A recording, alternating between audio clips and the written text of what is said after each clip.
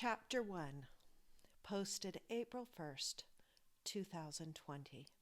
I stared at the vacant space in the cabinet under the bathroom sink.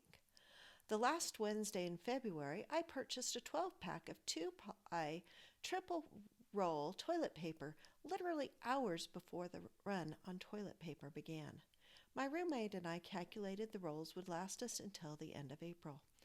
Running out of TP was not a joke, even if it was the first day of April. Stashed in my purse, 20 neatly folded squares lay hidden in case of emergency. On Sunday, I counted 7 rolls.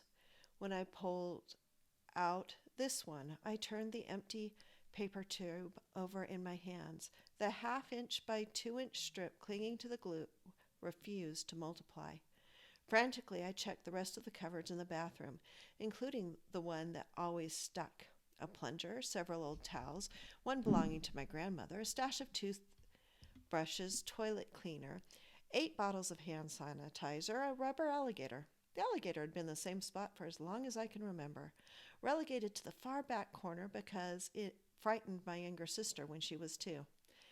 I missed his smiling face. He floated on his back during my childhood bath times. I pulled it out for my next bath in the claw-footed tub. Now was the time I needed one of those crochet doll toilet paper hiders to appear. My grandma had one for every season. I regretted not keeping one perched on the toilet tank.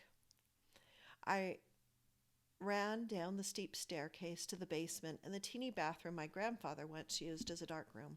Someday I would refurbish the basement of the house my grandfather built 80 years ago, after I finished the main floor. Except on Thursday nights when I did my laundry, I avoided the basement and its discarded contents. A quarter roll of industrial-grade single-ply hung from the hook next to the rusted sink. Hallelujah! Mom once told me angels were my ancestors that had passed on. Apparently my grandfather watched over me tonight, as no one else could have used the scratchy paper, even if it had been on sale half price. 20 minutes later, I scrolled through my apps and contemplated my dilemma. According to the shopping websites, our local Facebook buy, sell, and trade, not a store in the valley had toilet paper in stock. Even the hidden stash in the hardware store had been sold out. On Pinterest, I found a helpful pin on making a bidet from a squeezable mayonnaise bottle. My roommate's nearly empty mayo bottle sat in the fridge. Food was one thing my roommate Julianne left when she packed her car and returned home yesterday afternoon. She hadn't left my favorite sweater she borrowed for Valentine's Day date or my Wonder Woman t-shirt she wore on a TikTok video last week. It was hard to be mad at her. Jobless since mid-March, Julianne painted the dining room, cleaned out the flower beds, and organized the treasures in the attic instead of paying her overdue rent. Last night, when her mother called saying they had admitted her father to the hospital with a heart attack, not the virus, Julianne ran around the house packing as fast as she could, stuffing all her belongings into her beat-up Honda. I couldn't even begrudge her a couple rolls of toilet paper. I would have taken them if I had to drive 1,400 miles. She still could have left one for me. Maybe the stores would have some tomorrow. If I went out early, I might find a 4-pack of generic. After the industrial grade, which might have been older than my 27 years, generic would feel like the expensive stuff. Most stores reserved early shopping hours for seniors, so there might not be any left. Far from solved, I pondered other solutions.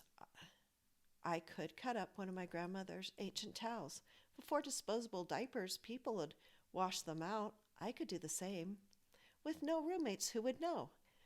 I wasn't expecting company in the next month, and I knew better than to take my cell phone into the bathroom during a Zoom conference call.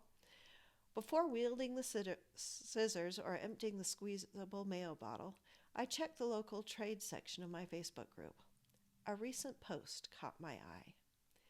Single man with toilet paper, searching for a single woman with hand sanitizer, for some good, clean fun.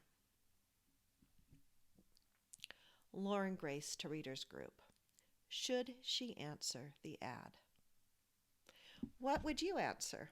Find out what they answered in Chapter 2.